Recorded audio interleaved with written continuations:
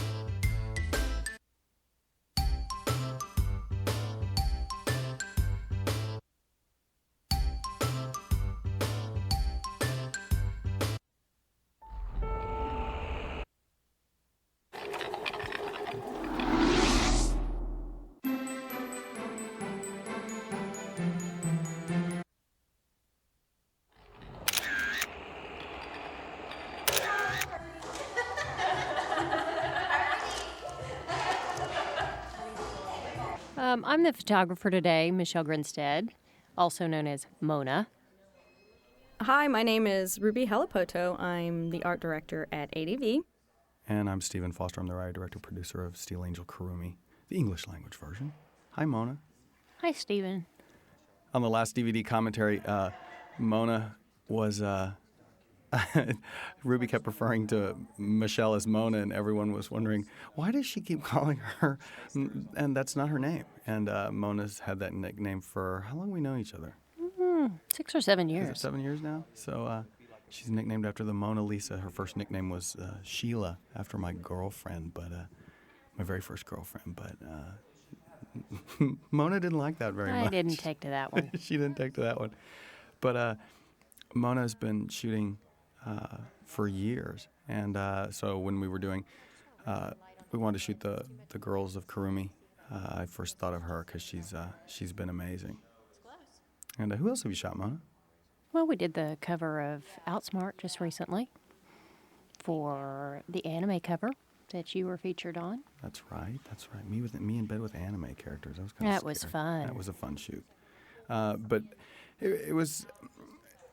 It's weird because, like Ruby said on the last DVD, you don't get to see, the people behind the scenes a lot. And there's always this joke about voiceover actors being, it's like when you first meet some DJs and you're like, oh, when you're younger, you have this fantasy that they're all just, as beautiful as their voices are. And often that's not the case. They're quite normal looking or Joe average or something. But the women who were in Kurumi are just gorgeous. And we thought, that's really kind of a shame. The animated characters are so beautiful. We should probably, there's Kira sticking out her tongue. We should probably go ahead and, show them off because they're beautiful and very talented. Kira's the youngest one of the bunch. She's just a baby. She's been with ADV for years. She's a fabulous actress. And it's kind of fun that she's one of the sexiest women that we have, and she's playing a little boy. So, but we were looking for we wanted two very distinct looks. We wanted something that was more Japanese, so we did one shoot with yukatas, which I kept calling them kimonos, and I was corrected on that. And then we were going to do a more Sex and the City kind of cocktail look, and I needed a photographer who could do both. And so that's why I called Mona. I had an easy group to work with, 4 hotties. They weren't too difficult. Well, this shot was a little bit different feel than the first one, as Stephen was referring to earlier. We wanted to have a little, I guess, more sort of U.S. sexy kind of look to it. This time around, it really wasn't, like, the difficulties we faced weren't the arrangement of the girls. Actually, they worked very well together with the cocktail dresses and sort of the setting. It was just trying to get the props around them arranged in a way that looked natural and looked good and kind of got the look that we were striving for. Look, they're my angels. Right. Have like the Bond girl. The Bond girl. Like Steven's angels. As you can see here, Kira actually, this is a testament to Andrea's makeup artistry. She has a tattoo that goes from pretty much shoulder to shoulder right across the, God, I don't even know what this part is called here, where her V-neck is. And she did, it's just it amazes me just sitting here looking at this video that you cannot even see any part of her tattoo. That's really not that surprising because she has worked with some great talents like Tom Hanks and with Aerosmith, Roshumba, I believe she was on MTV, and George Bush. Yeah, George Bush. As for the other ladies, we kind of wanted to stay with the same thing we did with the first shoot where we wanted to show the personality of each one of the voice actresses, but also small hints of the character that they play. Hillary, again, very tough, very spunky little character, and we wanted to have her kind of above the rest of the crowd, just sort of like peering over them, looking over their shoulder almost, kind of like a little tough girl look. Monica, we wanted to carry over that very soft, very feminine look, with the sort of the lace sleeves and just even the way that her hair is just a little bit different than it was before, a little fuller, a little more feminine. Kelly, what can we say about Kelly? She's always glamorous. We went for, you wanted her to be kind of the center of attention as well with the placement, just because, she is Kurumi, and she is the star of our show. And I think we achieved what we were after here. We were after a cocktail, nighttime, ritzy look, but relaxed, and I think it shows. But I must comment on those lovely bamboo branches in the back. I think we scrapped those for the final shot. I think we did. I think those were laying around the studio, and I'm not sure who stuck those in there, but they don't work. That is a dirty martini. Do we want to take the foliage down? Yeah, that's nasty, huh? Yeah, it's pretty dusty. It looks like it's coming out of their heads. Yeah. But we don't deserve clean glasses. Okay. So I forgot to wash the glasses, but they weren't really drinking. It wasn't really, any alcoholic beverage in there. It was a prop, okay? I'm not known for my, house sort of womanly skills like that, okay? And you noticed that we did take the tree away. What about the foliage? That's great. That really looks fun. Okay. I love that couch. That couch gets used a lot. Very handy couch. Mona, so tell us about this overused couch. Well, the last shoot, we got it a bit greasy. We had a woman in swimsuit attire, and she was very oiled up and made a mess of it. But it's been cleaned up since. Oh, my. Oh, let's not talk about the couch. Let's talk about the table. We could not get this thing to work. I remember I told Ruby, I said, I really want there to be some kind of hint of a Japanese feel / cocktail / whatever. And she gave me this eye roll look like, whatever. So we brought this table there and brought all this stuff to the studio and could not, the beautiful twisty branch thing you see never makes it into one of the shots. It just never lived. Oh, we tried. Like I said, the girls were the easiest part of the shoot. It was just arranging all the stuff around them, The first couch we used, as you can see, sitting there in the background, didn't work. So we had to use, I guess, the formerly oiled up couch. Now, hearing that, ooh, God. It's so funny because the lines of the couch, I can understand why the couch is used so much because it has the coolest lines in it. I mean, it worked really, really well. And the girls, the black just look, and I mean, they're just so beautiful. I mean, they're very talented women, and they're easy on the eyes.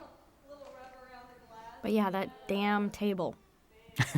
And the bamboo shoots. We're doing everything we could to try to make this some little hint of the Japanese side of it to come in here. And I think at the end we were just like, screw it, just throw all that out. It's not working. Well, Mona tried really hard too. I think every time we're on a shoot, can you do this? And she nods, and it's kind of like that. Yeah, sure, whatever. It's no. You just know any minute she's gonna say it's not gonna work. I remember this was in December, and it was, God, I was sick and Kelly was sick, and we kept trying to. When we brought her in for her vocals, we had to send a production assistant to Walgreens to get Sudafed and mentholatum, and we even contemplated putting real liquor in her glass so we would go ahead and clear her sinuses up, but she did it without any alcoholic substances, as it were. At least not before the shoot. At least not before the shoot. There's Andrea. God, she's fantastic. She was so on the ball. She did Claudia's makeup for when Claudia came down to do her bit. Yes, she did. She's wonderful. I think I got her from Mona. Mona, I think, turned me on to Andrea. I'd never worked with her before, but she's fantastic. The girls look, the girls look great. Of course, you probably don't need a whole lot of makeup to make them look great. Oh, definitely not. And I think, one important thing to, all of this is that the girls really they're just nice, sweet people. And that really does make a difference because they work together so well. It's always a fear when you go into photo shoots that, the girl's going to get along. Is someone going to be a little more, kind of pushy than another? You know what I mean? Yeah, prima donna. Yeah, and it was just great because everybody was so friendly and just loved working together. It just made the shoot go so much easier, and everything was just so much fun. It's true. They're very, very sweet. They're so talented and they're so professional. They show up on time. They don't give any, they don't give any grief. They hit their marks. They adore their characters, and they're very passionate about the show. And when you're casting, you think, I'm going to be with these people for a year. A year of my life. I'm going to hang around these people, and actors are a tough lot. They have to bring so much to their craft. You can easily forgive them if they're going to be cranky or they're off or whatever for 1 or 2 days. But man, these Kelly, Kira, Hillary, Monica, they've just been amazing. The whole cast has been amazing. It's been a really successful show for us, and the fans have really got off on it. So and that's who you're doing it for, and the non-fans. Isn't that what freaked you out, Ruby? Was how many people that never knew anime started going like, "Dude, Steel Angel Kurumi is so much fun." Oh, no kidding. And I think that just the visuals of the show really lend to the crossover appeal, and just everything about it. It's just a great story. The great art. And the chick-on-chick action. There's always a crowd pleaser. That's always in there. I remember when we were doing. Actually, it was the DVD previous to this one, and it was the scene where Karinka is grabbing Saki and hurting her in a very delicate place. And I remember when Hillary had to do it, she's like, "Do I have to do this? Do I have to do this?" It's like, yes, I can't change the animation. You have to do it. So I think she channeled a lot of her own frustration. Oh no! But they're just great women. And there you are, Stephen, with your ladies. Yeah, they're always shoving me in the camera. It's like, I guess that's the one thing is I'm smart enough to know that if my picture's going to be taken, make sure that I'm surrounded by really good-looking people because it kind of ups the whole beauty factor. Like when Mona shot me with a bunch of people from the cast of Orphan. It's like, we had Ty Mayberry, David Matranga, Karen Kofor. They're all just my daughter. They're all just beautiful, beautiful people. So you can't help but look good when you've got so many people like that around. Oh God, and they were talking about the makeup. Mona had put eye makeup on me one time and totally screwed me over. She stabbed me in the eye. Oh, did she? Horrible. Yeah, she stabbed me in the eye with some damn eyebrow pencil, and it was just ghastly. It's like, so then she tells Kelly that on the shoot. She's like, "Yeah, I gave Steven a sty," and then was it you, Ruby, who said put your hands on Steven? Was that your idea? It may have been. That's so because I get more grief. The fans will come up to me and they'll say, "Dude, you're working with these gorgeous women. Are you just going crazy?" It's like, well, yeah. They're amazing, but it's very professional at ADV. Very professional. Of course. But they're fantastic. And they've had a good time with the show. Is Mona bossing your boyfriend around? Your significant other. Significant other. I remember how she was so very tenuous at first. She wasn't giving him a whole lot of stuff to do. And then by the end, she's like, over there, over here, get over there, do this. No, it wasn't like that at all. No, they were great. It was fun though. This definitely was a nice change of pace to do, in our day. Just sort of like, especially for you, Stephen. This is a chance for you to kind of relax a little bit and enjoy the fruits of your labor. There's the fruits right there. Four gorgeous women with their hands on me. But yeah, it's nice to be. It was nice to be out of the studio, and it was great. I mean, it was freezing cold that day, and then the construction outside, because we were doing the DVD extras. We were filming those as well, and we kept having to break the shoot and stop the cameras from rolling because we kept hearing some damn semi come down because Houston's just tore up with construction for. It's always under construction. It's ghastly, but at least we're getting light rail. Yeah, they are pretty.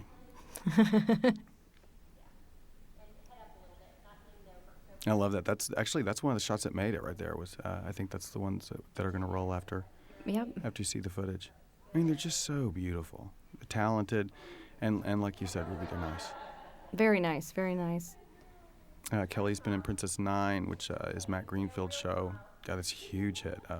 Did you see wonderful props on Ain't It Cool News? Harry Knowles liked it. That was cool. Oh, that's great. And Kira, who's been in everything. Hillary Bubblegum. Of course. And barking dog in Excel. I think it was kind of nice for it. And the androgynous troll in Orphan. That was tough for her to do. And Monica, the lead in Gasaraki. I mean, it's they're very talented women.